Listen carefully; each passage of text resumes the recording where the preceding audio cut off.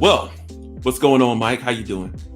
I'm doing good, Rodney. We're here for looks like episode 9. It is. We almost in the house. We almost at double digits, man.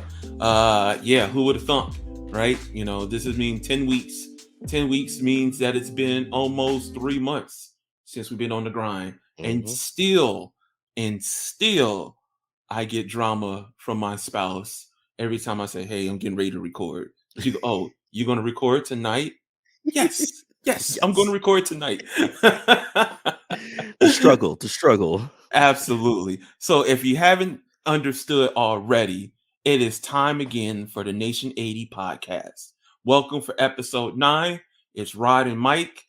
And today we're just going to freestyle it today, man. We're just going to go over a couple of topics. Wasn't nothing too hardcore. And some of the more controversial shit, not really screwing with it right now. Because why? Because you know what? I don't want to mess with it because there's too much going on in the world. A nuclear plant almost exploded yesterday. As today is March 4th. So yeah, let's just keep it light. Let's keep it fun. And let's keep it moving forward. But we will talk about a little bit of hostility because it kind of goes with my man's character. But why the hell would you do this? And so, as Variety reported, The Boys actor Anthony Starr was arrested this week in Alicante, Spain, Variety's confirmed, with the police department. La Informacion, Alicante's biggest local newspaper, reported that Starr was given a 12-month suspended prison sentence with a $5,464.97 fine. And this is after a conviction for assault, right? So it was reported by the New Zealand Herald that Starr assaulted a young chef while inebriated at a pub in Alicante. The 21-year-old chef was reportedly punched twice by Starr. A glass was reportedly factored into the assault, although it's unclear at this time whether the glass was smashed in the chef's face or thrown at the chef. The chef was taken to the hospital and reportedly received 4 stitches above the eye. Starr's arrest occurred just over a week before Amazon Prime Video is scheduled to bring The Boys to South by Southwest with an extensive presence that includes panels, immersive fan experience, and more. So, and of course, just like anything else, Variety has reached out to the representative of Starr and Amazon and The Boys studio, and there was no comment. And if you don't know who Anthony Starr is, he is the gentleman who plays Homelander in the show The Boys. Mike, what the fuck was this man thinking? Look, it's funny because I feel like I'm not surprised by this at all because of the character he plays, you know, in The Boys. If you're one of the few people who haven't watched The Boys, he plays Homelander, who is just a psychotic superhero. He sees himself as a superhero, but he's a very psychotic superhero that just, it's Superman who's crazy. And when you look at him in the show and you hear the story, you're like, you know what? This kind of makes sense. What's crazy to me is that the chef that he assaulted or whatever, he quoted this guy saying, like, yeah, he was threatening me, like, do you know who I am? Do you know who you're messing with? Like, that's wild. Like, Anthony, man, you're not that big of a star. I mean, yeah, you're the star of one of the hottest shows out there right now, but like, it's not like you're Brad Pitt or anything like that. You know what I'm saying? Like, and we still joke, like, who watches Amazon Prime like that? So you talk about somebody in Spain who's supposed to have watched The Boys and knows exactly who you are. He's like, do you know who I am? You know what's going to happen to you? Like, you have no idea what you just did. And I'm like, man, what was he drinking? Like, there are certain liquors out there that make people just wild out, tequila, rum, some people, there's a German drink. I can't even think of the name of it right now. That just makes people, Jägermeister. Are you talking about? Like Jägermeister. There's another one. But like, it just makes people wild out. I mean, hell, you think about like Monster. In Korea, when we were in Korea, soju, can make people just wild out, know. And so, Mike, what a night though. Yeah, for real. It's an inside joke, but Mike Inside knows joke. what I'm talking about. What But a night! like, What a night! but like, what was he drinking? You know That what? I would even go further. Like, I do wonder what Homeboy was drinking. Like, he can't be getting this turned up over red wine, right? right, yeah, So you hope.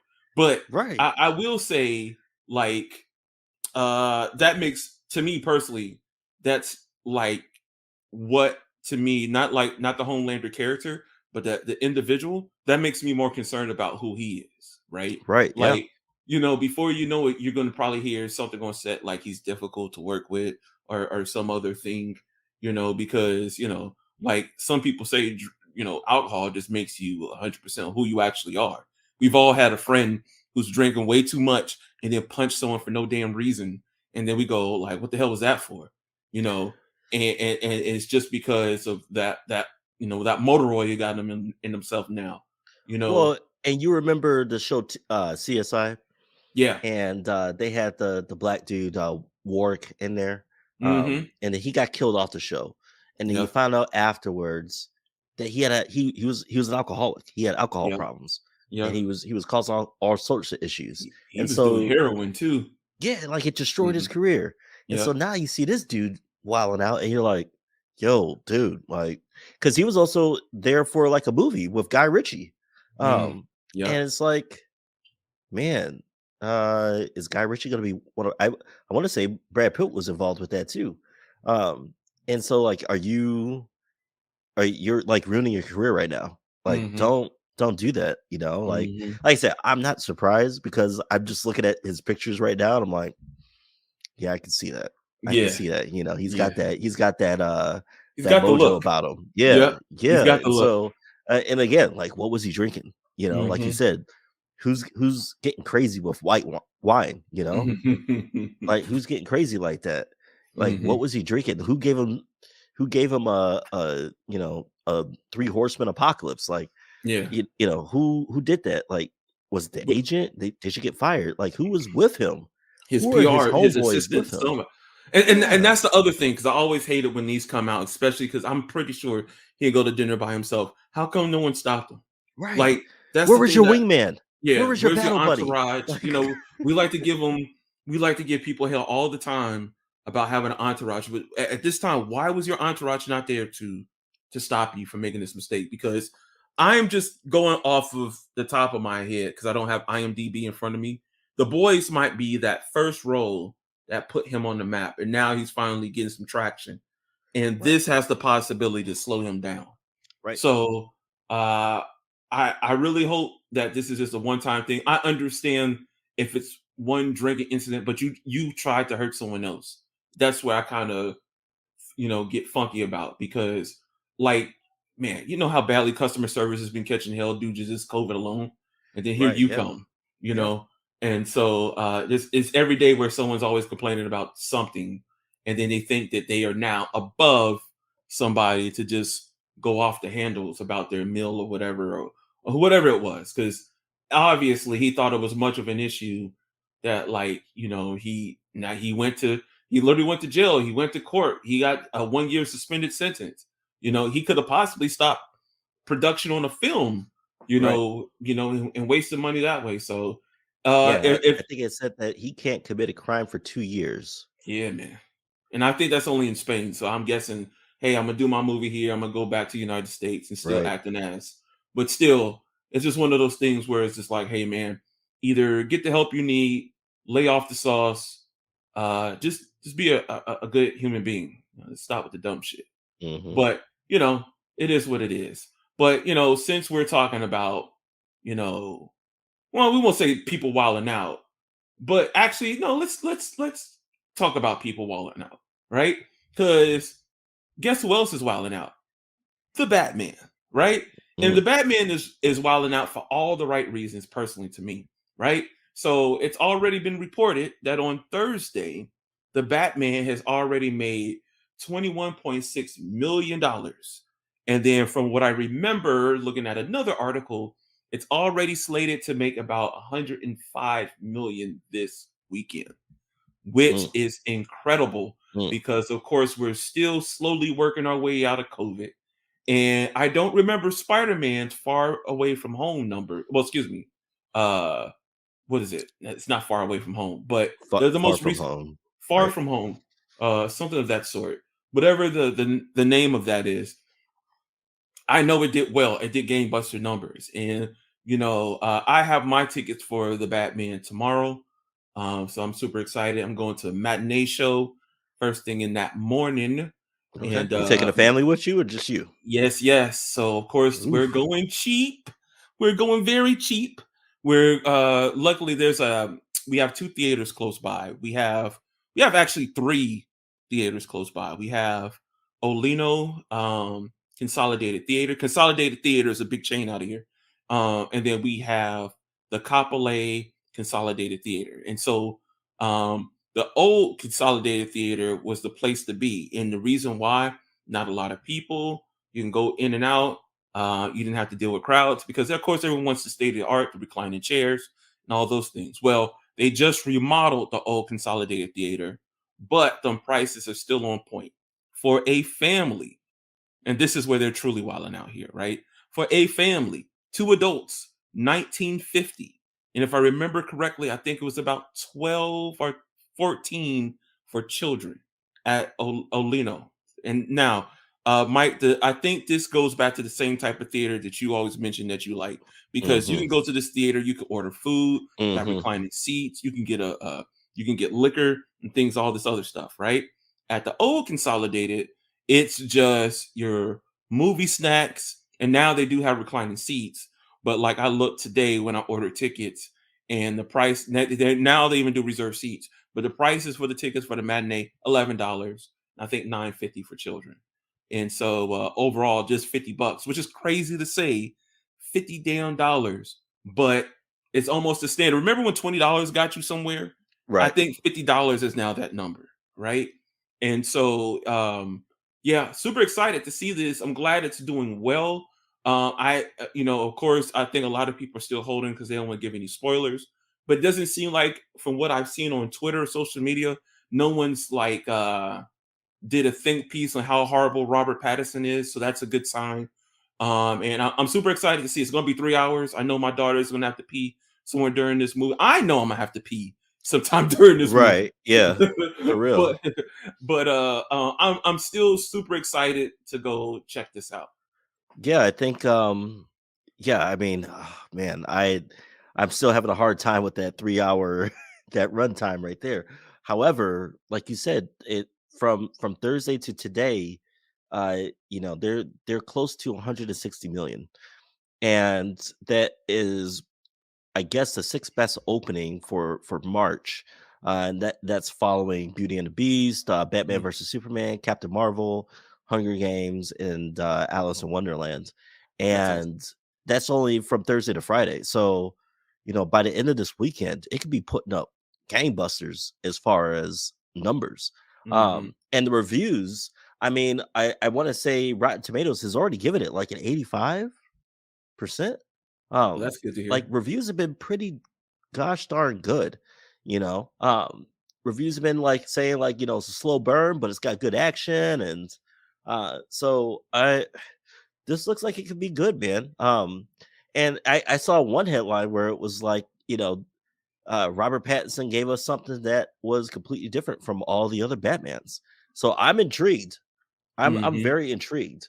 Hmm. And I've heard that there is a post-credit scene, but it's a riddle that you got to solve to understand, I guess, the post-credit scene or something like that. So um, I'm super intrigued by this movie. I don't think that I'll see it this weekend, but I definitely want to try and make time to see it within the next week or two. I still want to see the Uncharted movie with our boy Tom Holland in there, but you know, from all accounts, the Batman looks like it's doing very well for itself. So Mike, I'm it's excited. interesting that you brought that up because I haven't heard much of the Uncharted movie since it got released, and it was just kind of like a little peep. With that being said, to be fair, I don't personally have cable television, Right. and If I catch most trailers, it's due to YouTube, Twitter, or some other platform. Most likely the ads in between something being played. I did see the Uncharted trailer when I went to go see Spider-Man, but I haven't heard too much about it. And now I will say Uncharted has not reviewed as well so far, and we'll see what after the weekend if the Rotten Tomato score holds up at around, like I said, 85%. But Uncharted, its Rotten Tomato score is 41. I'm never one of those guys to look at Rotten Tomatoes and be like, oh, okay, 41%, whatever. But IMDb gave it a 6.7 out of 10, whereas the Batman, they got an 8.7 out of 10. So I have had a couple of people who have seen Uncharted. They said it was a very fun movie to watch. I don't think that it's done. Obviously, it hasn't done the kind of numbers that that the Batman has done, but I still want to see it. I am still very intrigued by the Batman. I'm really intrigued to see where they go with this. It does look like they're going to do another, how he got to be how he is, the death of Thomas and Martha Wayne, whatever. But I'm intrigued. I'm very intrigued. So hopefully you'll go to this movie and you'll have a good time and you'll report on it, and it'll be something that is what is common with what everybody else is saying about it. Yeah, so we'll absolutely. The biggest what if Nathan Fillion was about 10 to 12 years younger, because I think he was perfect for Uncharted, but no doubt. unfortunately, I think time is passed by. I hope he did make like a cameo in that movie, but if you ever played the Uncharted games and then you heard Nathan Fillion talk, you know that they damn near sound the same. And so he would have been the perfect casting about a decade ago for the Uncharted movie. Well, But Nathan's been in everything, like he's everything, big screen, small screen, and video game. He's in everything. I love that guy. Yeah, absolutely. And I think he's one of those guys who's kind of got like that you know what? I personally always kind of equate him to like Mark Hamill, right? Mark Hamill is like that timeless guy that he's just all, when he pops up, you kind of just light up. You don't go, oh shit, here comes Mark Hamill again. You kind of go, oh, that's Mark Hamill. And he's always, it seems like, outside looking in, he's a stand-up individual, which is always great. And I feel like Nathan Fillion is the same way. So big what if. But shout out to Nathan Fillion, because whatever he does, he's a master at his craft. Whole legend out there. So, Michael and I were defeated last week in getting a Steam Deck. Unfortunately, we are now done with the first week of releases. So, for example, the email started going out February 25th. And as we mentioned last episode, every Friday, we are going to be seeing emails go out to customers to say, hey, we are ready to ship you your Steam Deck. Well, unfortunately, this is the second week of emails, and we were unsuccessful again. And it hurts my heart, because there's nothing worse than seeing all these videos on YouTube now. They're showing all of the cool things that people are doing with their Steam Deck. Like I told Michael earlier, earlier this week, someone had posted a video of them emulating a Nintendo game on the Steam Deck, which was kind of cool. And then they also had emulated some PS3 games on there as well. And they're also, even though we did hear this week, and I don't have the article in front of me, Destiny 2 said that they were not going to convert Destiny 2 to the Steam Deck. We still found out there's some other games who have made their way, or Steam has already put an application together to help convert it to make life a little bit easier. But with all of that, there's always been that big fear And like Mike, I've told you before, the Steam Deck always reminds me of Nintendo Switch.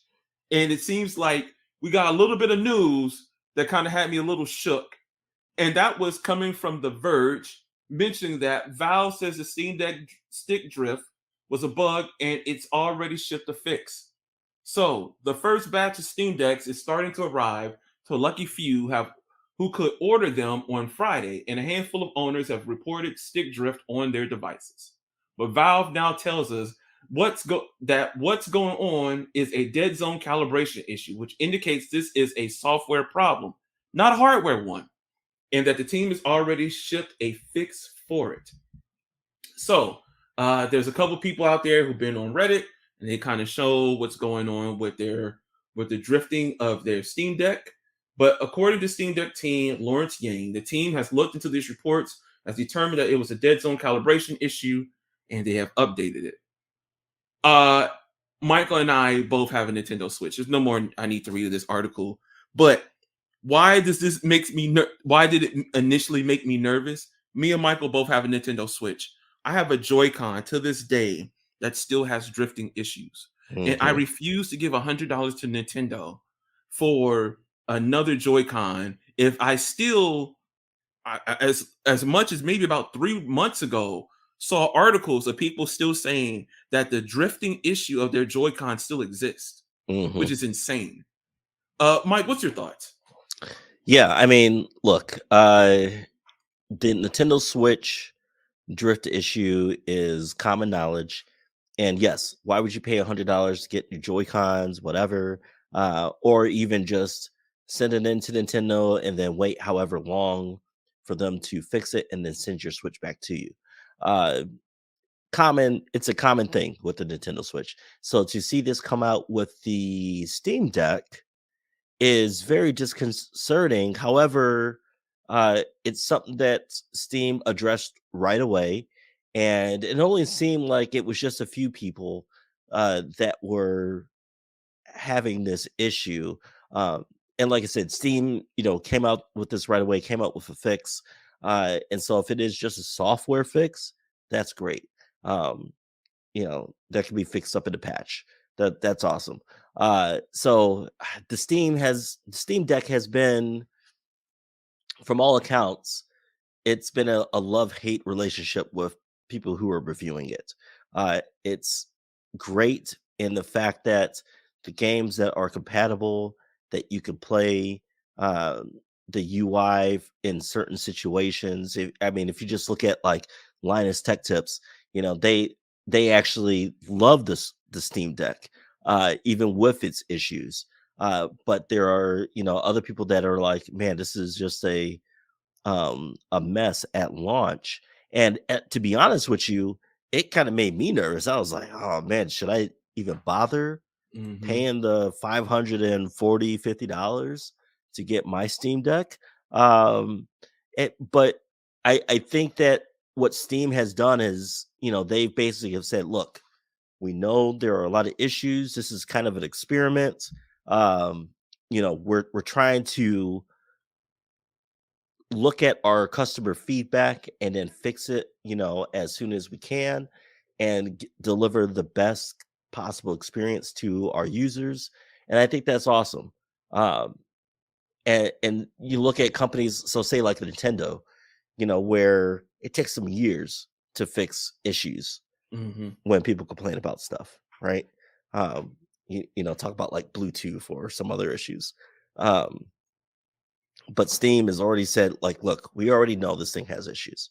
This is something that nobody has ever done. No one, yes, there have been other handheld PCs or whatever that you got to pay like $1,600, $1,700, $1,800 for. But no one has put out this kind of hardware at an affordable price with the kind of library that you can access. And Steam wants to, I'm still confident with Steam. Yes, initially I was like, oh man, people are like, man, the hardware is kind of weird. The UI is kind of weird. Now we got drift issues. I'm confident that Steam will fix all of this stuff. And honestly, I'm kind of glad that we're in the second quarter, Yeah. Yeah. Let all these issues happen to everybody that had the first quarter. I'm sure we're gonna have issues if we get it in the second quarter. And then the people in the third quarter would be like, "What? I'm glad the people in the first and second quarter had all these issues. So now when I get mine, I won't have all these issues." So I'm okay with it. I'm okay with it. I'm dedicated.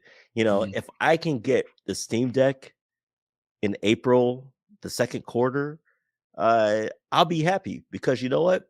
I've been, we talked about this offline. I've tried to fill that gap, that disappointment with other things, and I almost bought an Xbox Series S, not an X, not the premium one. And obviously I can't get a PlayStation 5. Even though everybody that I know has a PlayStation 5, I'm like, how's everybody getting a PlayStation 5 except for me? What the hell's going on? So no, I'm gonna stick with the Steam Deck and I'm gonna see what happens because yeah, I would love to play, for me at least, I want to be able to play the Batman series video games mobilely. I would love to play 2K mobilely. I would love to play Ace Combat mobilely or some of these other games. And so I'm with it. I got over 100 games on Steam. And I understand that less than 10% of my games right now are compatible with the Steam Deck, but I'm pretty sure that's going to change in the future. So I'm down for the ride. You know what, Michael? It's funny you say that because I was just getting ready to ask you, number one, what game are you excited to play on the Steam Deck? But number two, when you mentioned compatibility, I'm under the impression that even though compatibility is not official, I feel like a majority of these games are still going to play. Maybe not as crisp as we want them to, Right. but they'll still function wise. And it's also good to hear that a lot of the issues that the Steam Deck is having is just, hey, a patch will fix this and not hardware issues, right? Because it would, to me, have been worse if the first quarter Steam Decks went out and people were like, hey, the screen is already broken, my the directional pad or the directional stick is stuck in one direction. My SD card got stuck or something like that.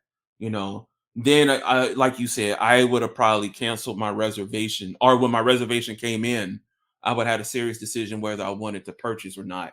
And then I might have delayed it for another quarter just to see if they can, during the manufacturing process, try to relieve some of these issues. And let me throw in real quick. Mhm. The other thing I'm really excited about is the emulation. Yeah. Okay. Communities are going to be emulating the hell out of this system. They already And started. I'm already a huge emulator. Like my PSV, my PS Vita is a huge emulator for me. Right now I run RetroArch off of my PS Vita, and I run a ton of different games off of there, and it's awesome. And so now you get a more powerful machine that can run, anything from Nintendo to PlayStation to Dreamcast to even MAME. That's going to be super dope, and to be able to do that portably is going to be awesome. And especially because it's a Linux based system, I'm super excited for it. So yes, the Steam library, cool for me. You like you said, you were going to see what kind of game I wanted to play on there. Batman is the one for me that I would love to play portably. But I would also love to see the emulation part of it. And I'm waiting to see what everybody, the whole community, is putting out there as far as emulation goes, because I think this has the potential to be the ultimate emulation device. Yeah, I totally agree with you on that. And like for someone like me, like I told you offline, I can't wait to build an arcade cabinet. Like this might just hold my thirst until I do, right? And so I'm super excited for that. And that'd be kind of funny if I'm over here playing Nintendo, Super Nintendo games on this hardcore system that I should be using to play PC games on. right? Right. It's like, WTF, then why didn't you just use your Switch for this instead? Hmm. I mean, which I think the Switch is a bit more locked down. It's not like a mini computer. So it's not like you can just emulate everything if you wanted to. But it's just kind of funny of the fact that you that you're going to use this machine to emulate something else. But I'm super excited, like always. It's one of them things where you're just like, you know what? I'm once I get my hands on it. Well, you know what? I know what I was gonna say, right? I'm cool with being an early adopter, and the longer the time has passed, I recognize that in the grand scheme of things, probably buying the second generation of this would be the better ideal. And the reason I Right. say that, better battery life, probably better processing speed, better RAM, et cetera, et cetera, et cetera. Because then they'll understand from their mistakes of the previous, right? Hmm. We can all kind of agree to that. But I'm just excited to get something like this in my hands. And so because of that, I'm willing to except that I might get 30 minutes of battery life playing Forza or trying to do just different things with it, or that it might be plugged up to my USB-C port a majority of the time while I'm playing, and that's fine. I like I said, I know I understand what I'm getting myself to. It's just that love for technology and seeing this in action in my hands is more of the excitement that's coming out of this. So yeah, I'm super excited for anything else that comes out with this, and I'll monitor for that damn email in my Gmail and my spam and every other folder, and then look for the thousandth time if I spelled my email address correct, and just in case it might have accidentally went to somebody else. Yeah, But I told you earlier. I don't know if it was today or yesterday where I got an email from Steam, and I was like, "Oh, I got the email." mhm, No, no. Hey, that XCOM game that you've been had on your wish list, it's now on sale. I'm like, oh, damn it! No, yep. no, this is not the email that I wanted. And you know what? Because I'm so Ah, prideful, I'm not going to buy that game for another 6 months just yeah, because you said. yeah. Like, Yeah. oh man, I was so disappointed. Yeah, no, I originally I had my Steam account under my Yahoo email. Mm, And then I switched over to my Gmail, but I still check my Yahoo email. I'm like, man, maybe they sent it to my Yahoo. Nope, nope, it's not there. yeah. No, I okay, check Gmail, check my promotions, check my primary, check my spam. Nope, nothing. Okay, all right, fine, whatever. Man, it's funny because you know what? When we started this episode, I said that we're going to keep it uplifting, and we just keep on talking about disappointments, right? And it's funny because I'm about to bring up another disappointment, but it's not my disappointment. I would say it's more some of it's fan disappointment, but also it's the people who were in this their disappointment as well. And what I am talking about is I am talking about we finally got a response from John Cho about the cancellation of Cowboy Bebop, right? And Michael has finished the whole season. I have not yet. I still intend to because I am a John Cho fan. But according to the Hollywood Reporter, they interviewed John Cho, and here's what he had to say about the cancellation. The 49-year-old actor explained why he was devastated when Cowboy Bebop was canceled after just one season. It was a huge event in my life and it was suddenly over, he said. It was very shocking and I was bummed. Less than a month after the show debuted on Netflix, the online streamer canceled the live adaptation. Yes, we know it was canceled after one season. I put my life into it, added Cho. I got injured shooting that show, and so I took a year off because of the surgery and devoted myself to rehab, came back and finished the show. It was a huge mountain for me to climb, healing from that injury. I felt good about myself as a result. We also shot the show in New Zealand, so my family moved there. Mhm. Based, and then of course we all know this is based off the classic anime and things like that. But the tone of the show just didn't match what we saw in the anime. But there just wasn't enough to save the show, especially the eyebrow raising lines that caused a social media storm. Mike, do you know anything about that? No, but you know what? I think that, and we've mentioned this before. I felt like the show tried to go line for line, scene for scene Mm, from the animated series. And I ultimately think that's what its failing was. I have no problem with John Cho being casted as Spike Spiegel. mm, No problem whatsoever. I love John Cho. I thought he did a great job as Spike Spiegel. I believed he was Spike Spiegel. Uh, but I think the writing, the direction of the show was wrong. And I think if they had just made it their own, hey, look, this is what happened in the animated series, and this is what's happened post. Or they could have just done a whole different adaptation to it. You know, anytime you have an adaptation to a show or a movie or a book or whatever, it's never going to be exactly what it was to the original source. And so if they had just done their own uh, take on Cowboy Bebop, I think a lot more people would have been fine with it. But because they tried to make it looked like they tried to make it shot for shot, line for line, and it just looked goofy. It looked mm. goofy, to be honest with you. I did not enjoy the show at all. There were way too many episodes where I was like, oh my gosh, where I had to be like, okay, just power through it, Mike. I just power through it. There were very few moments in the show where I was like, man, this is awesome. And the moments that were awesome were fleeting. So I You know have what? no I problem. will say that, and I don't like being an ageist because I'm in my 40s and I hate when someone says you're too old. But I do feel like John Cho might be a bit too old for this part. And even though I feel like he has the look and feel of Spike, I do feel like again he's another individual.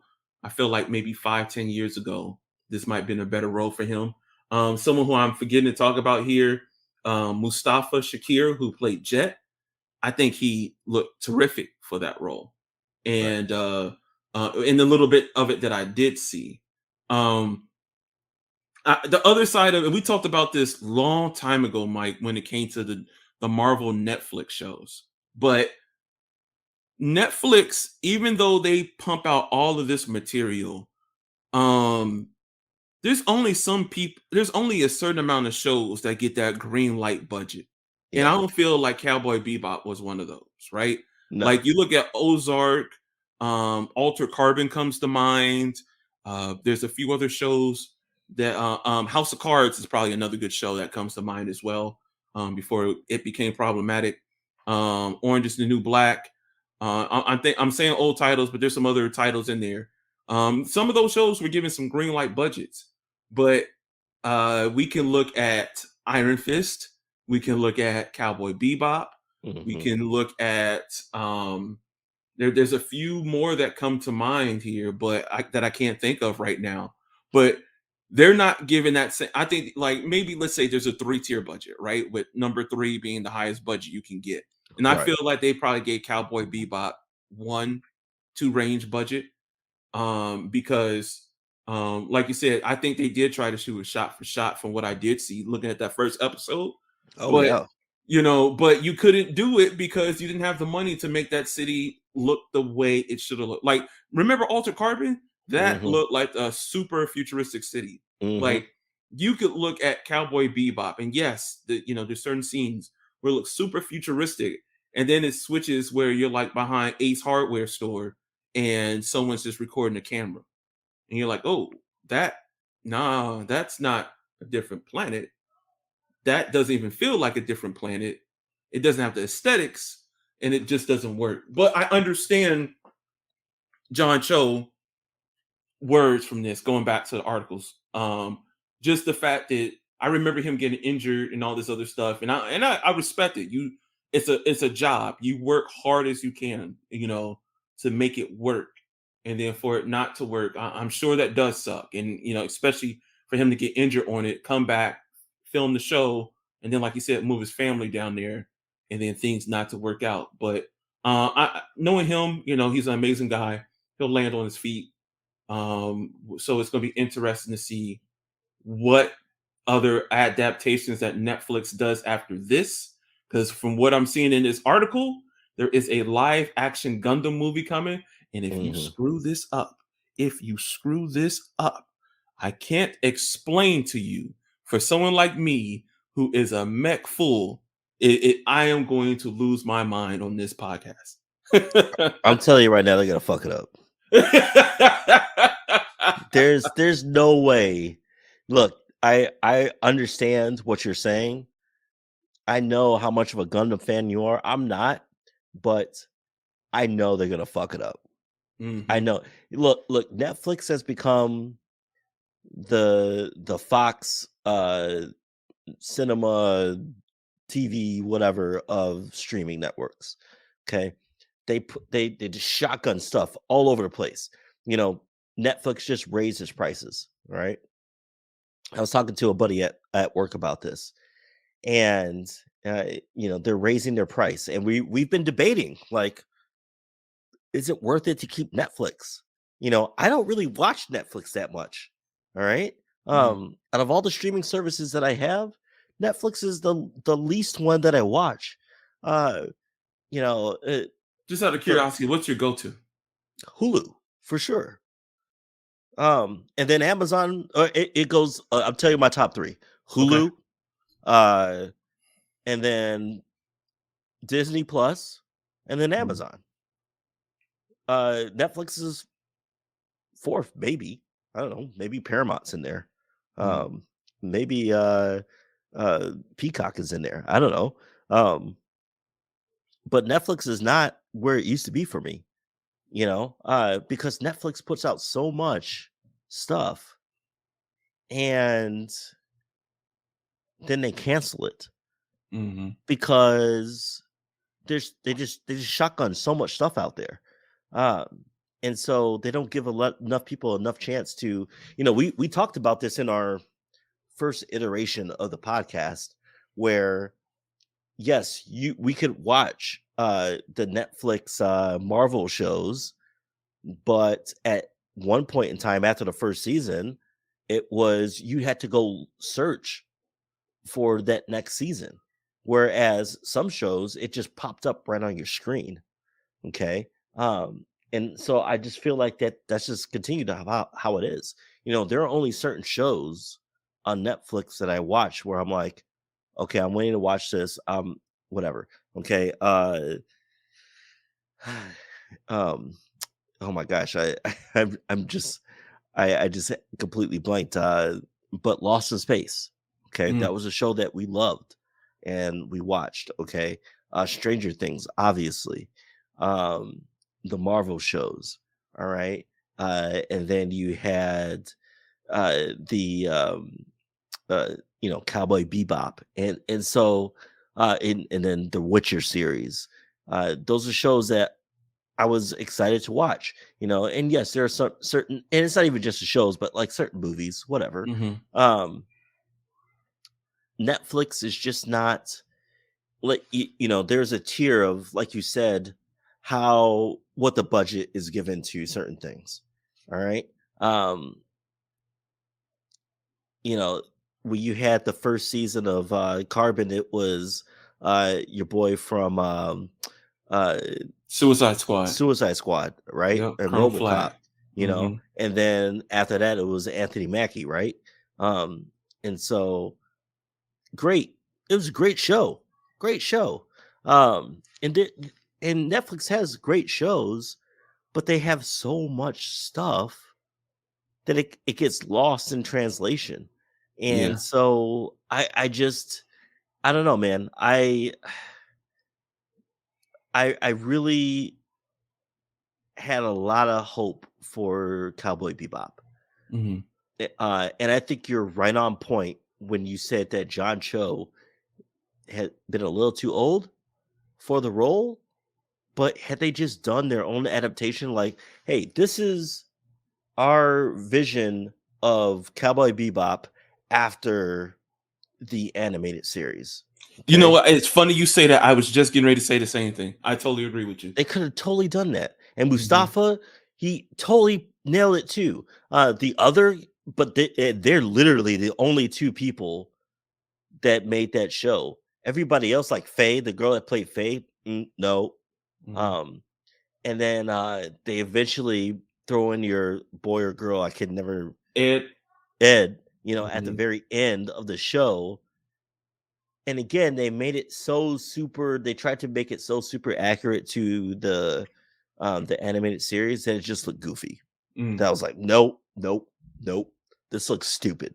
So, had they just been like, look, this is Cowboy Bebop 20 years later or 10 years later with John Cho and Mustafa, like, it would have been fine.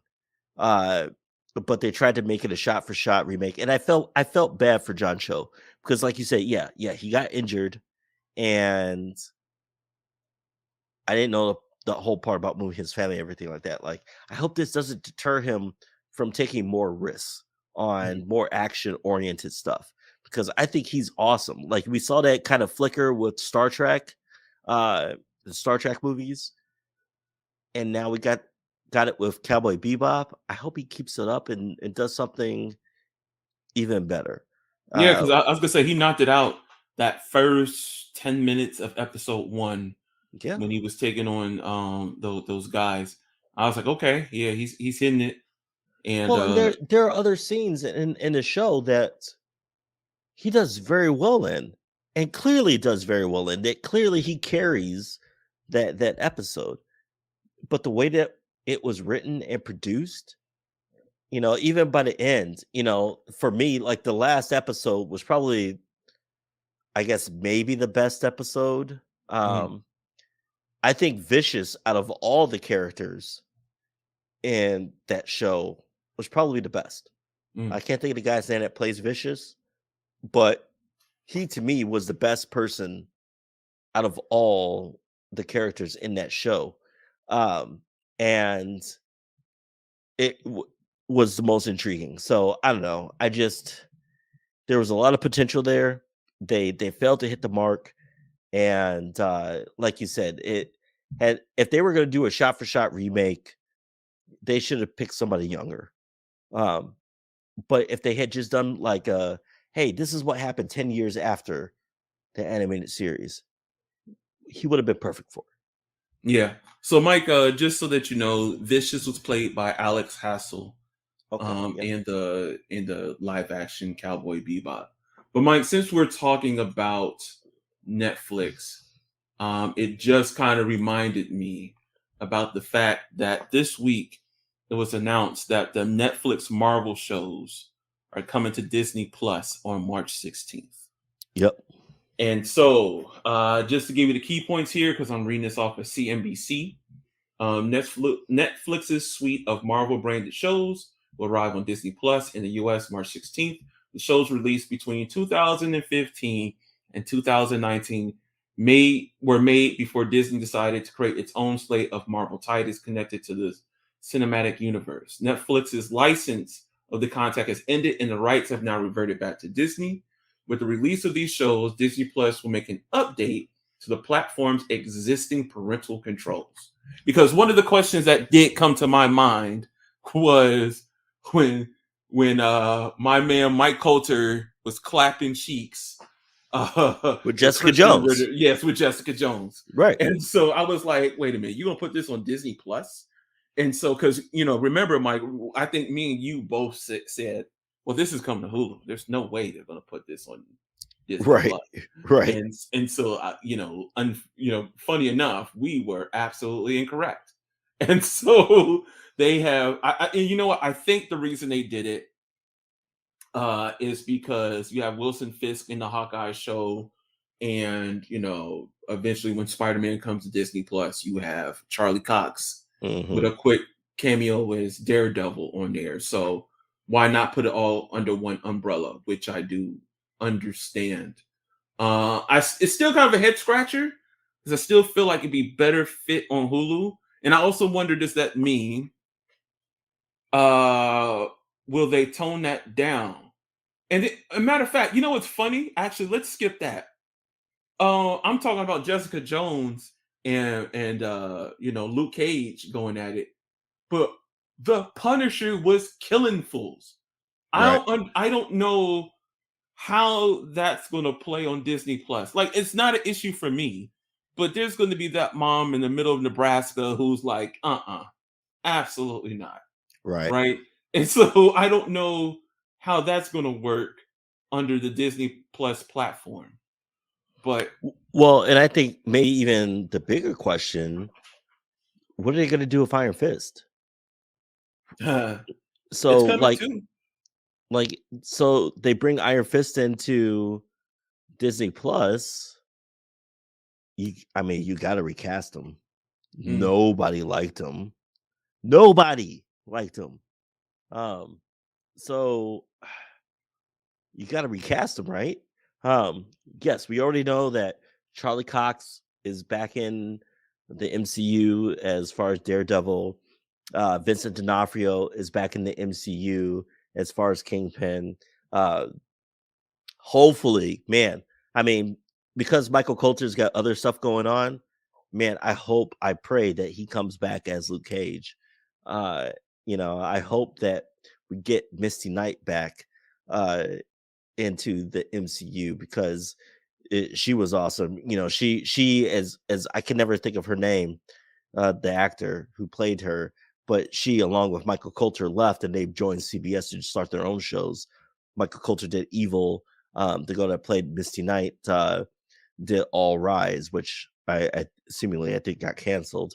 And so, hopefully she comes back to the MCU. I don't know. Michael Coulter. Her name is Simone Missick. And Yeah, yes, she did a phenomenal job playing she did. Misty Knight. And I hope she comes back to the MCU. Hope Michael Coulter comes back to the MCU.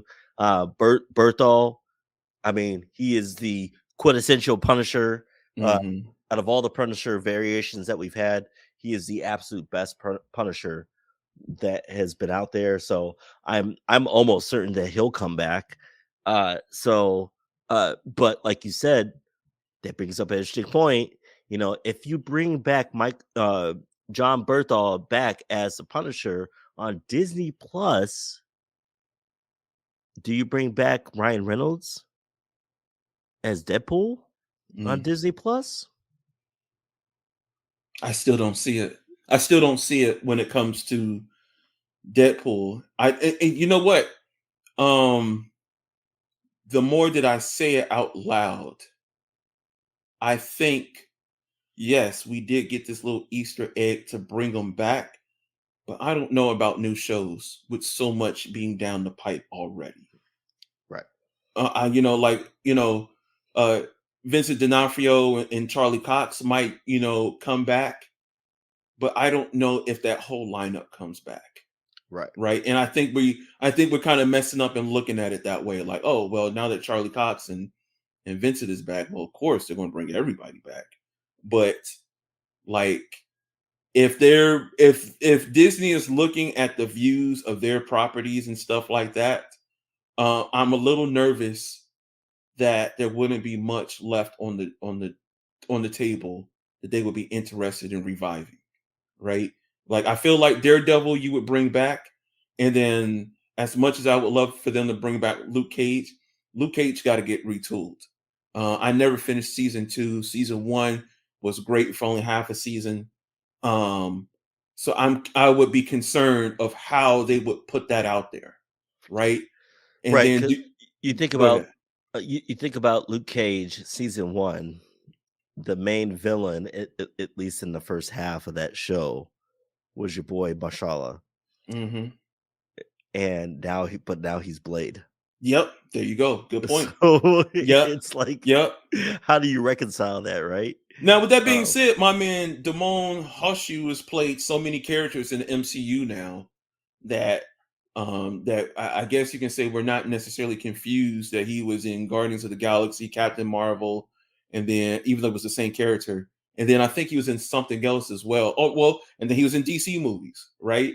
We kind of tend to forget that, Right. Yeah. He was in DC. I guess as far as Marvel goes, he's played the same character Mm-hmm. in Marvel. It's just been an evolution of his character. Yep. But yes, yeah, he has played in DC too. Mm-hmm. Yeah. Whereas with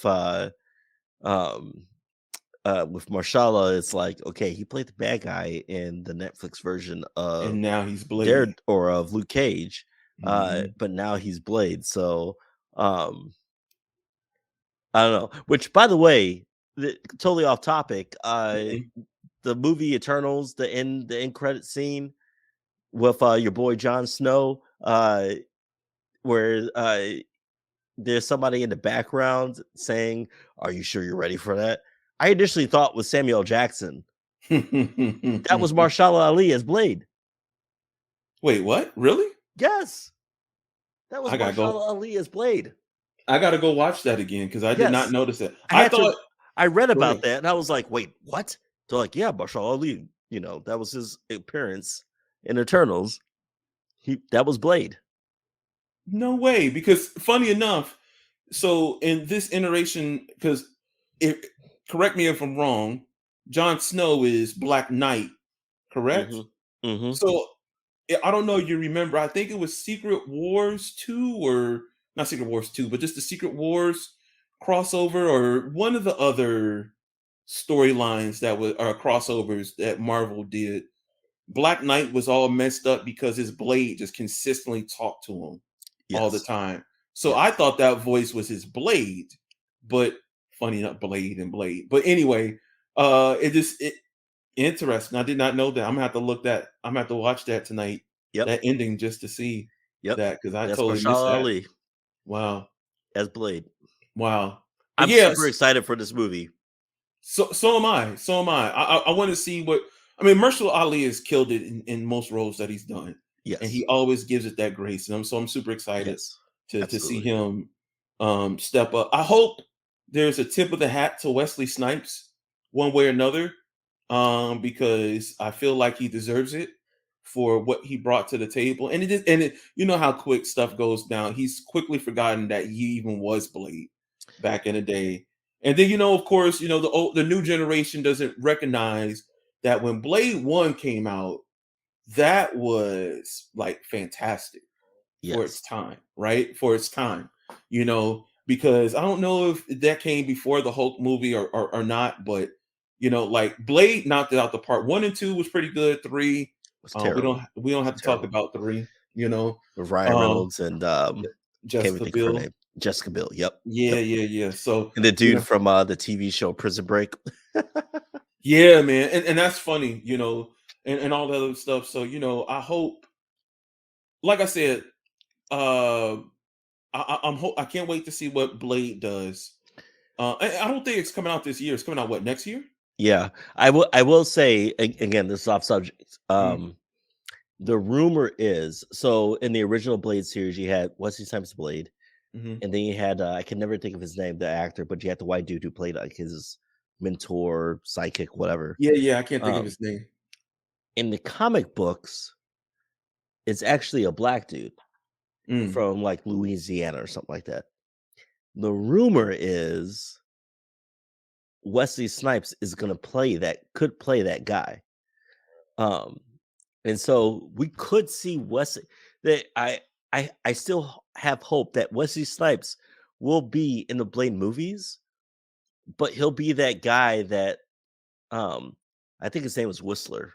Now that I think about it, um, but he'll be that guy that is the mentor to the actual Blade uh in the MCU. That would be cool. And that would be super dope. I would love that because like you said, you know, all we had to and again it's completely off subject. All we had back in the day, were the Dolph Lundgren Punisher and the I can't even think of his name from Baywatch. Um and Michael Knight Knight Rider. You're Uh talking about oh my goodness. Why is David Hasselhoff? David Hasselhoff as Nick Mhm. Fury. Uh You know, that's what we had back then. But then you had Wesley Snipes come out as Blade, and it was amazing. That first movie was fucking amazing, and then the second movie was even really, really good too. I love the second movie, and yes, of course, the third one was terrible.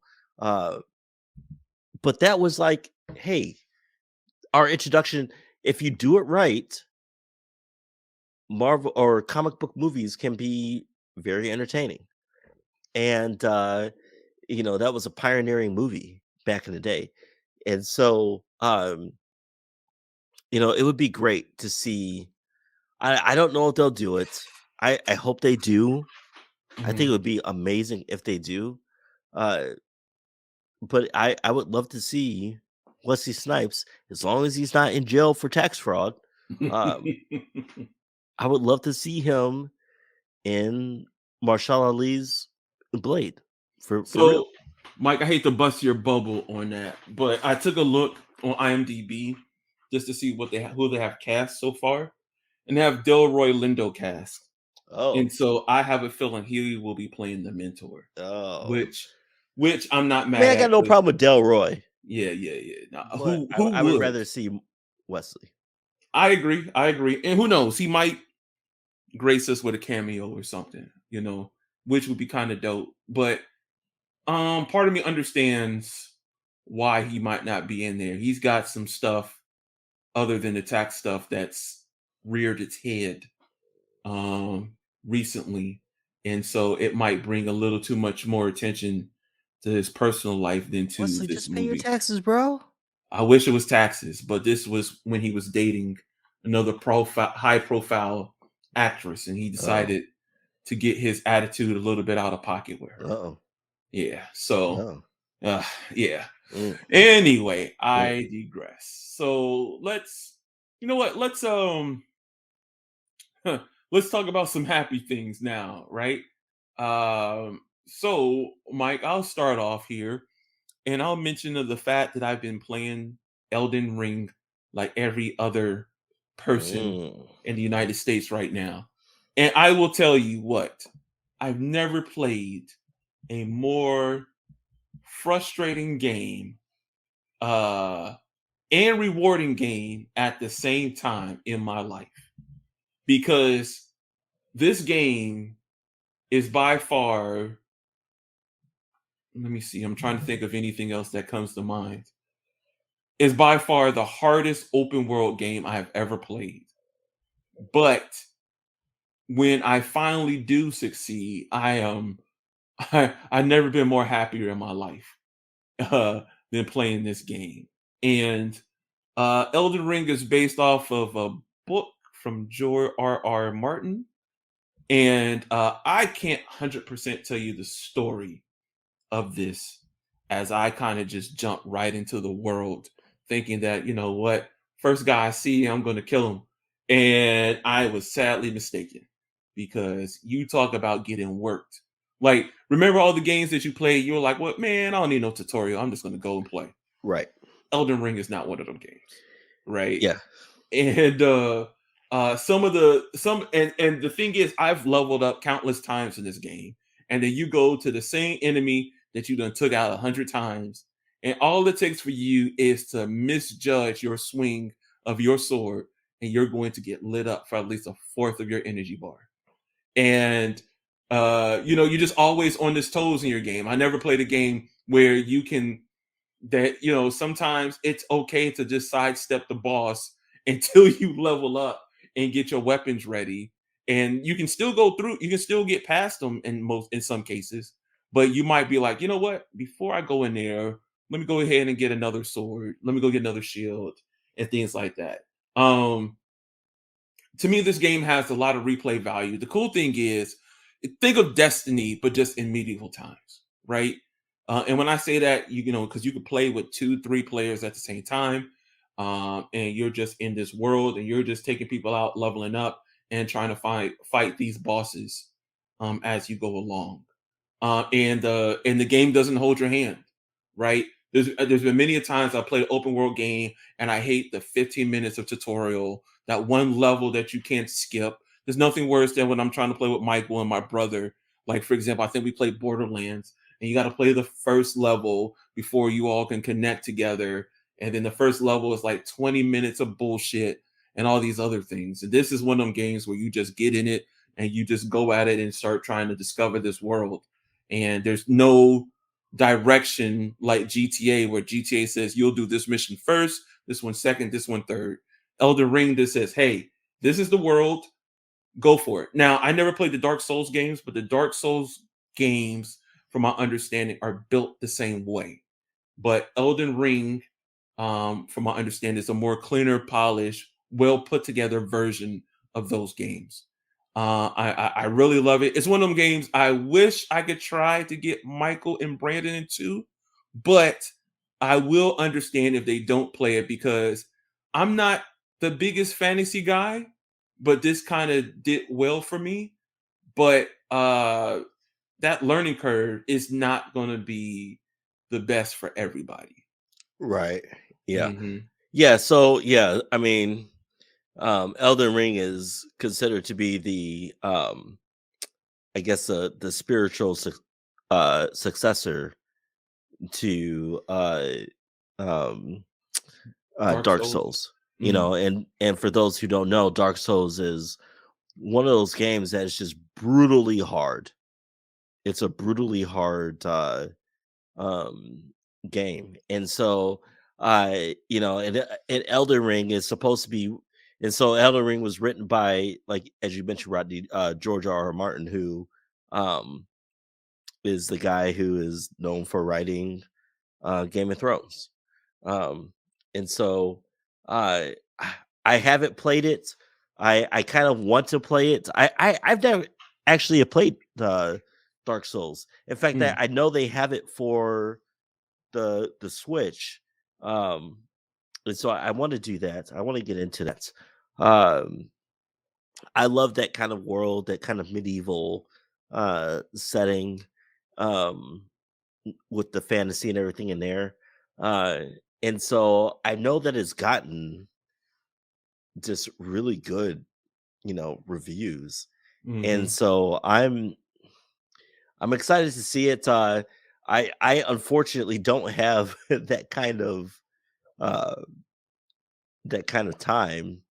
So I'm sorry to cut you off, but I'm glad you mentioned that, because I was just getting ready to mention that. The cool thing about Elden Ring is you don't feel like if you only play for 15 minutes, you didn't accomplish anything. Right. So, you know, like I agree with you about the whole time consuming part. Like when you play like, let's say GTA, you might be talking about a 30-minute mission, maybe an hour, depending on what they're asking you to do, right? And you might not have that time to just pick up the controller and go. But I will say, just in Elden Ring, if you don't fight a boss, you know, like, you know, a good 15, 20 minutes, you can at least use the time to level up and then turn it off, and you don't feel like you didn't do anything. What's the learning curve on that? More than anything, it's just that the fact that you just can't, you know me, Mike, you know, I'm Mr. Spray and pray, or, you know, where, you know, I'm just ready to just go run into any enemy situation. In the beginning of the game, depending on, I'm sure, what your class of character is, the soldiers aren't easy to take out. You just can't jump up on any monster and assume that you're going to be able to take them out easily until you level up, or that it almost starts off like a stealth game at the beginning, and then you can be a little bit more flagrant as you level up. So like before, I had to kind of sneak up, stab people in the back and all other stuff. And then after I hit like level 17 or 18, I felt comfortable just running up with them with my sword and taking them out, right? But before, the last thing you wanted to do was get caught and then have the whole crew come after you. You know, now so to be sure, you're playing this on Steam, correct? Yep. And I was going to say, it works on the Steam Deck. So now you have your own created built-in PC. Mm-hmm. What frame rates are you running at on this one? Do Are you running 60? You're running 120, 144?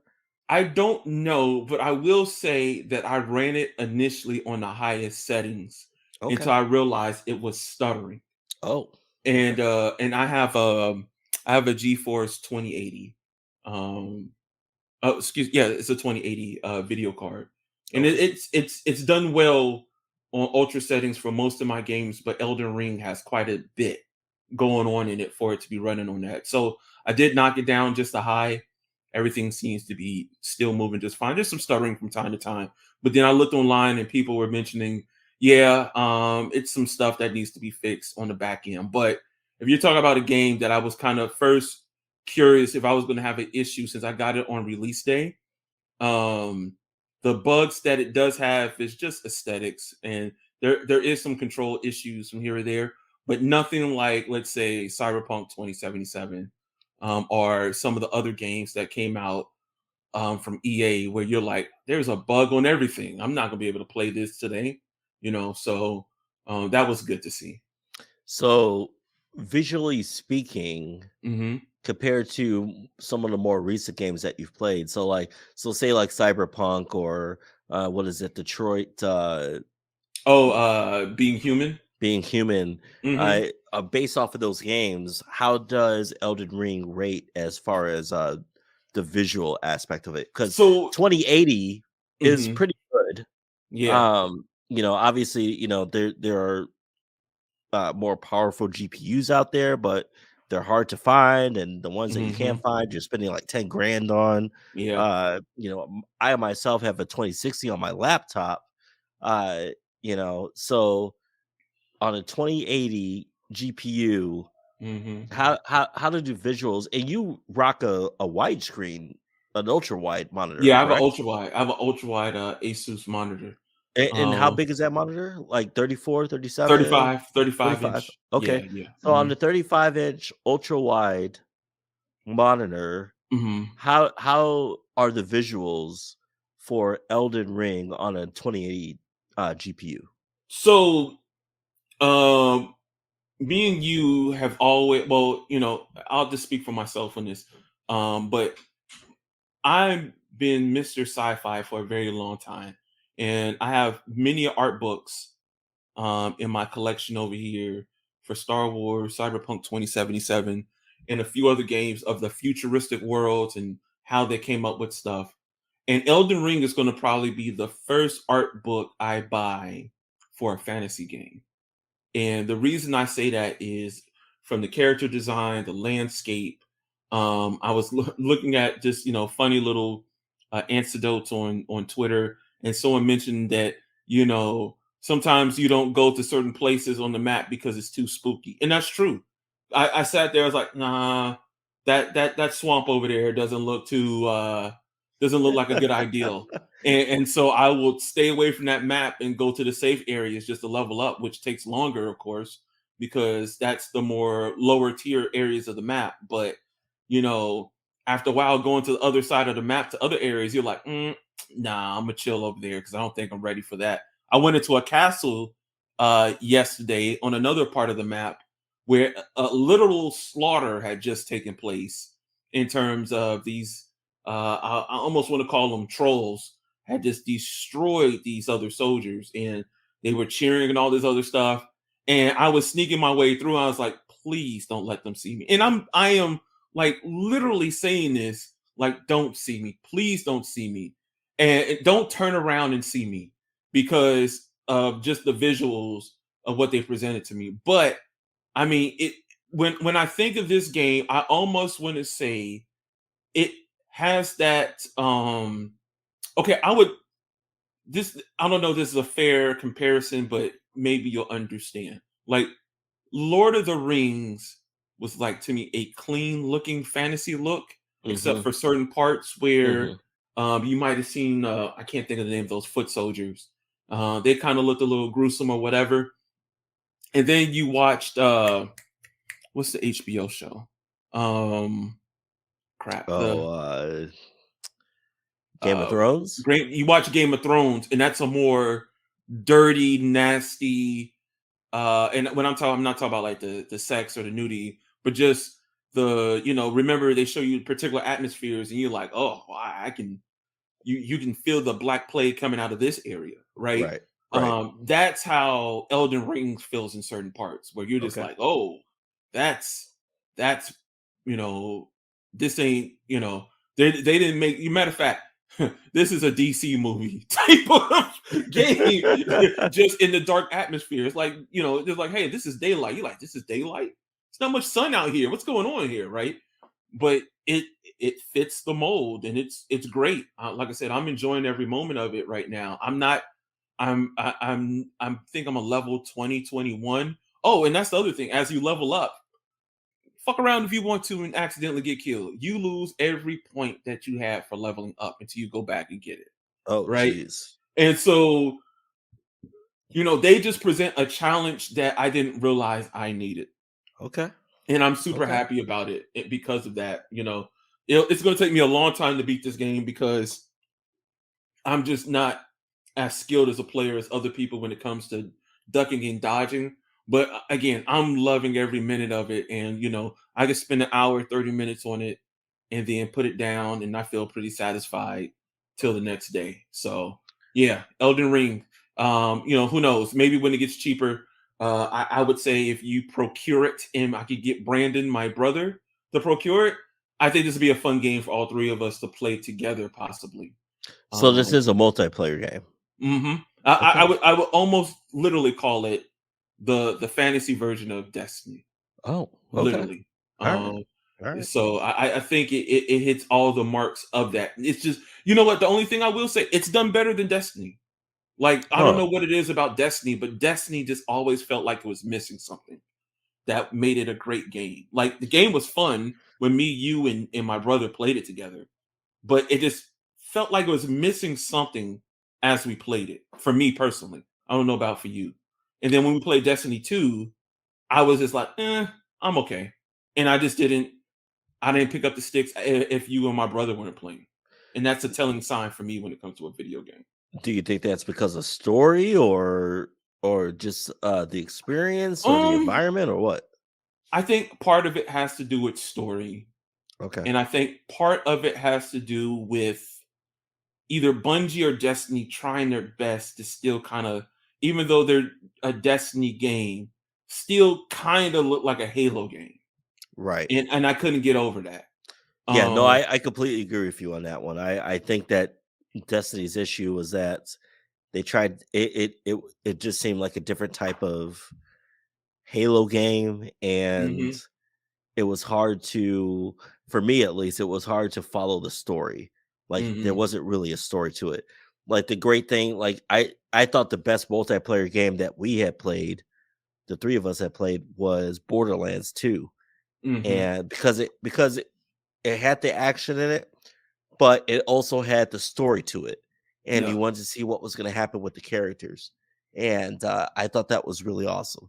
I didn't get that with Destiny whatsoever. And granted, Destiny is a one of those massive multiplayer type of experiences. But I mean, even with what was the superhero game that we played, the DC one. DC Online. Yeah, DC Online. I mean, I honestly had a better time playing that than I did with Destiny. Yeah. So just because there was more, I guess, storyline to that game than there was with Destiny.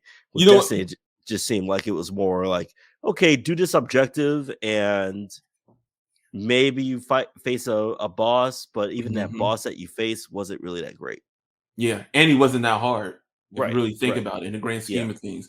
And that's what really breaks my heart, that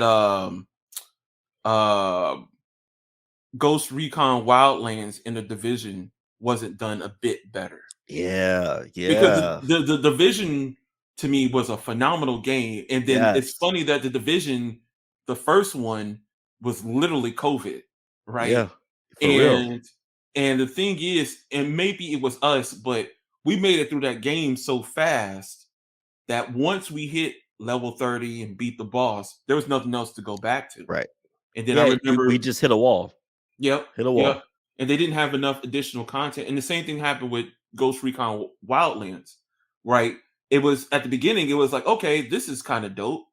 And then after a while, it was the same repetitive mission time after time after time after time again.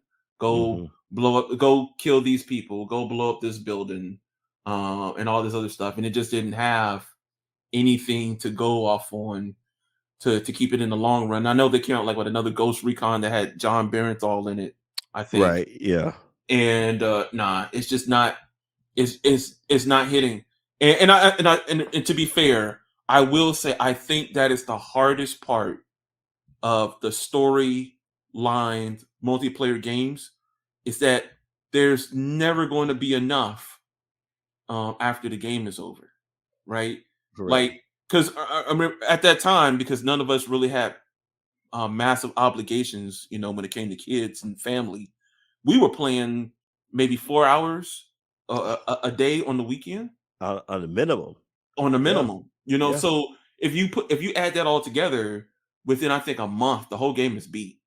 Oh yeah, for sure. So For sure. Yeah. and that's if no one played it while the other was out of town at work or something like that, and then you jump in and you're like, I'm not gonna go back. Why would I go back if everybody else, like, remember in Borderlands, I think you and Brandon were level 20 and I was only like a level 5 because I didn't play the game offline and you two were, Right.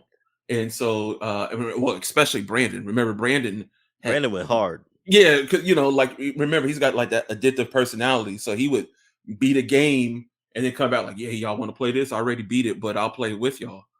Yeah, I'm a level 200. Yep. I know you guys are only a level 20, but yeah, I'll leave you my scraps. Like, yeah. Oh, okay, cool, thanks. Yeah, and I think and I know, because I know that's your bag where you love those type of games, but I think that's also the biggest hurdle with those games is it's extremely. But you know what? I will say this, right? Because as much as that game is cool, it's just missing it. Like Rainbow Six is a dope game if you did a different type of terrorist hunt, right? Like, Right. I don't need to do. I'm not big on the multiplayer for like that type of game, unless it's like with you and my brother, and then we're fighting terrorists, right? Right. But fighting other online people is not my bag for that game.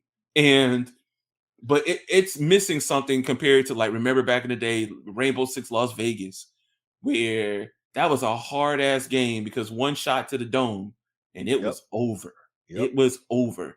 And I think they're really missing the opportunity to re-release something like that in today's world. So, or even harder, XCOM, or even I don't know. There's a lot of games that come to mind in these situations where, like, XCOM, you had to build like 4 bases, and there was such a story to it, and all these other things. And then the newer version came out, and it's a more streamlined story, but it's freaking. I don't know. That game literally only took like 2 months to beat, and I could have beat it in a week if I had the time to play every day. Yeah, for real. Yeah, it's just one of those things. But I don't know. But going off, I'm going off on a tangent here. Mike, is there something that you've played recently, or something that you watched that you want to talk about?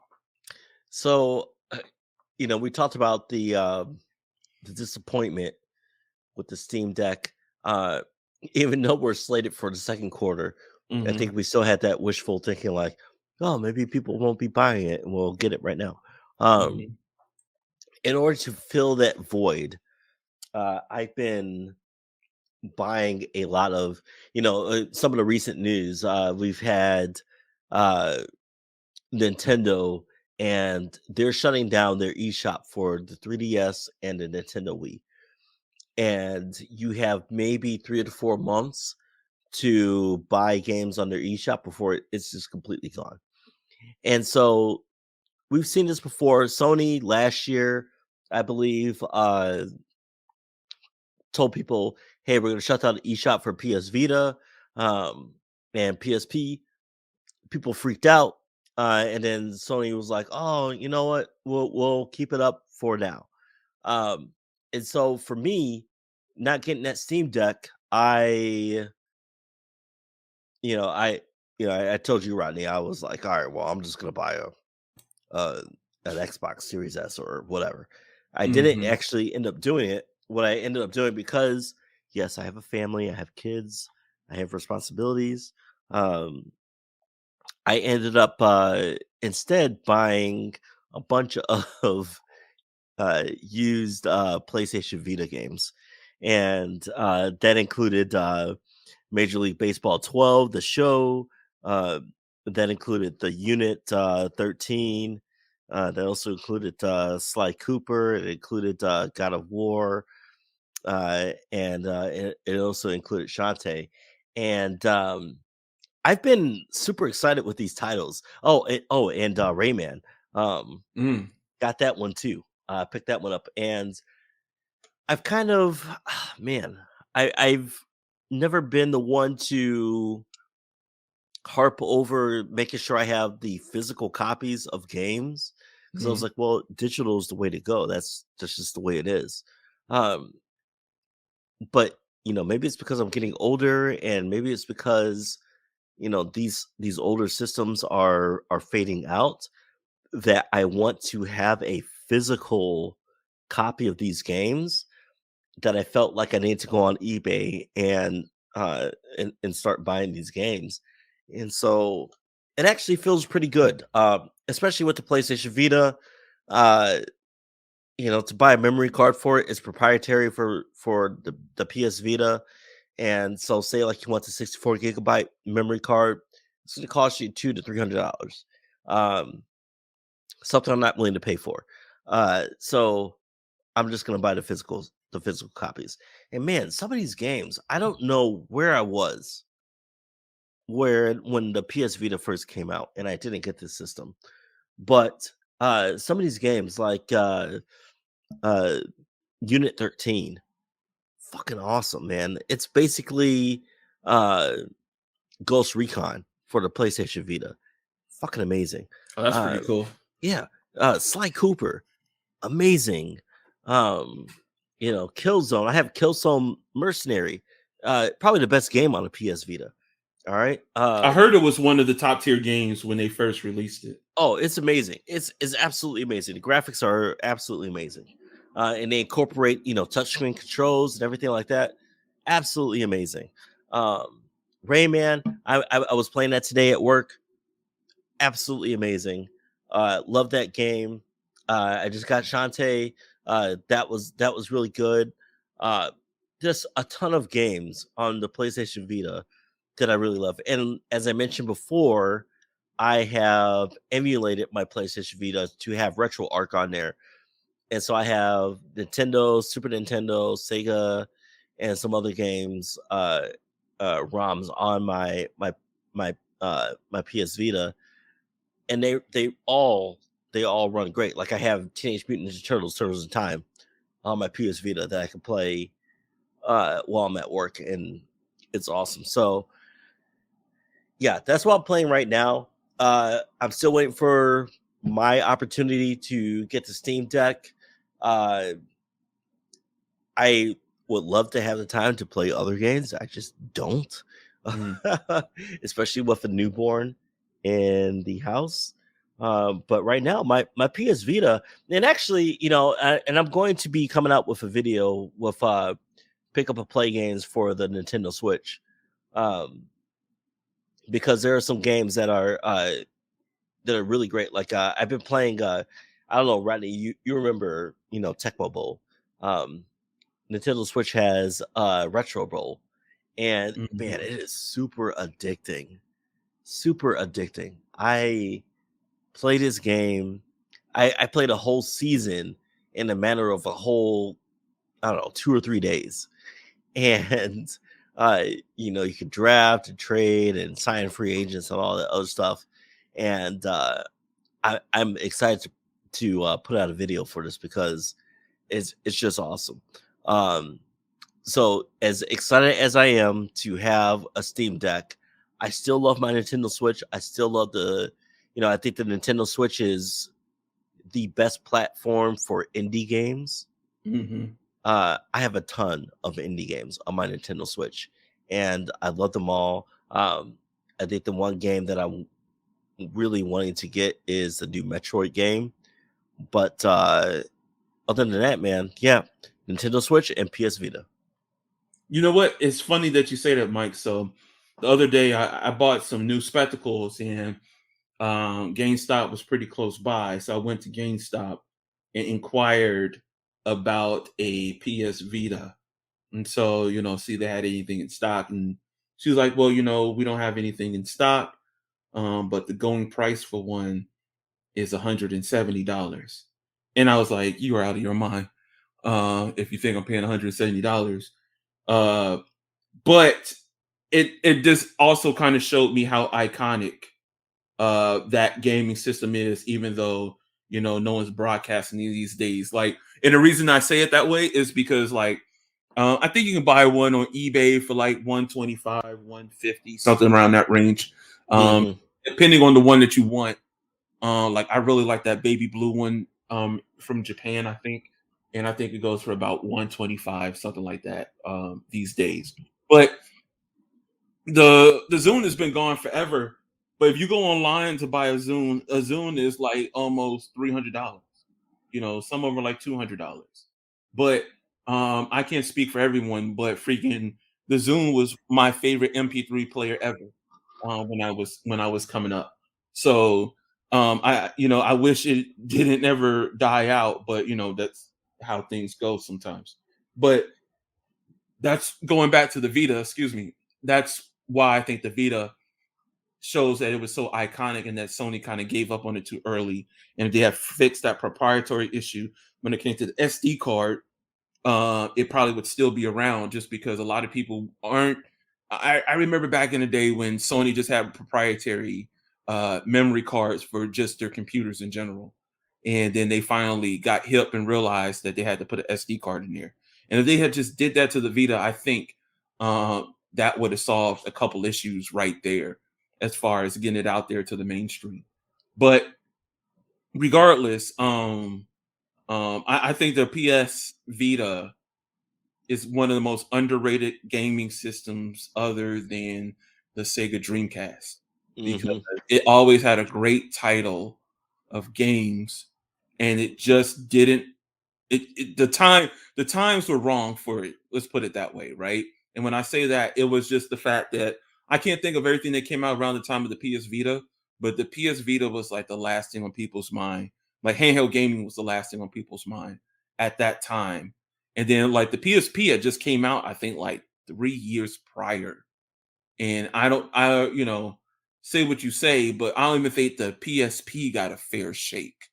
The only crappy part was that everybody pirated the PSP, and the games came out in that crappy cartridge thing, which didn't kind of help it out. And now I don't know. And then with the first iteration, the second iteration of the Vita, you could just download the games onto your stuff or whatever. But yeah, I hope to get my hands on a PSP because I do want to play Xenogears all over again. And what's funny is I played that game when I joined the service, and then I never got to play it again because I guess some licensing issues or whatever. So it'd be fun to get that game again or play. Or hint, hint, hint. Now that I have a Steam Deck coming, who knows? I might be able to emulate that game and play it on the Steam Deck. But we shall see. But yeah, I'm super excited to get my hands on a Vita eventually. But I don't know. I got too much stuff that I don't have very little time. So yeah, the Vita's nice. I mean, there's two versions. There's the OLED version, which is that's what you have, correct? Yeah, and then they have the PS Vita Slim, which downgraded the screen, but it was a little bit bigger, and it actually had a USB connector to it. So it's a great system. I really enjoy mine. I have mine modded, and I've got some custom parts for it. And I actually love it. I think the battery life on it's amazing. I've got some great games for it, and digitally and hard copy wise. And so I think it's a great system. It's weird. There are, when you look at, of course, Nintendo just announced, 3DS is gone and the Wii is gone from the eShop, and you start to see these physical copies just skyrocket in price. I actually have a 3DS, so that's fine. But the games are expensive. I want to get, for the PS Vita, they actually have a Metal Gear Solid collection, which is Metal Gear Solid 2 and 3. You get it on eBay, it's anywhere from $70 to $80. Especially because Konami has discontinued. They've discontinued Metal Gear Solid because of your boy Hideo Kojima or Kojima. And so the only way you can pick it up is if you pay some pretty big bucks for it. I don't know if I will. I probably will. But I feel like you gotta get to the point where, for me at least, I feel like I gotta get to the point where I like to get some of the retro stuff before it's completely gone, just to preserve it, and have those actual physical editions, because eventually the digital editions aren't going to be supported, and if you delete it from your system, they're just gone. Yeah, no, I totally agree with that, because vintage is where it's at these days, just because especially for original gamers who are now getting a hold of money because they're adult, they have jobs, they taking care of their families. The kids might be out of the house and you just want a hobby to get back into. It's like people buying G1 Transformers now, and that thing, and the new Macross toys. Oh my god. I don't know if you've seen those recently. The Macross / Robotech toys. They're super expensive. But you look at some of them, you're like, well, if it present it, like, it's one of those things where it's like, this is out of my price range, but if it so happened to fall in my lap, I ain't mad at it, right? And so it's just cool to see all these things come back to light one way or another, because I'm super excited to see, like you said, between the emulation, like we haven't talked about it much, Michael, but remember that Ninja Turtles game is coming around the corner too. Right. That's coming to like the Nintendo Switch. So, and I know it's going to come to the Steam Deck. Like I told you, my Switch is already occupied by my kids. So if it comes to the Steam, and I can use on Steam Deck, we already solid. So I'm just happy to see all this stuff coming around. Some of it just needed the upgrade, if we want to keep it real. One of these days I'm going to replay Lion King and still see if it's as hard as I remember it. But I'm in no rush, because I don't want to. There's nothing worse than playing like a retro game and like, well, now that I'm older, I should be able to beat this game, and then you realize, no, you're just as bad as you thought you were. I'm looking at you, Contra, because Contra has really made me realize how horrible I am at gaming. Contra's bullshit. I have Contra. I tried to play Contra because I had it on my Switch, and I'm terrible. I'm terrible at it. And I think we need to get a co-op on that one and record it. Ooh, I like that. I like the sound of that. And that's something we'll have to look into the future. But Mike, it's become that time. I know it's almost probably about 1:00 where you're at, and it's 8:20 in the evening where I'm at.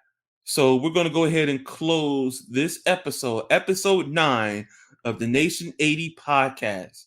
We will definitely have some more videos for you soon. I owe a whole bunch of people some more gameplay videos. I'm sorry. I got lazy. I can't even blame this on family. I just got lazy, right?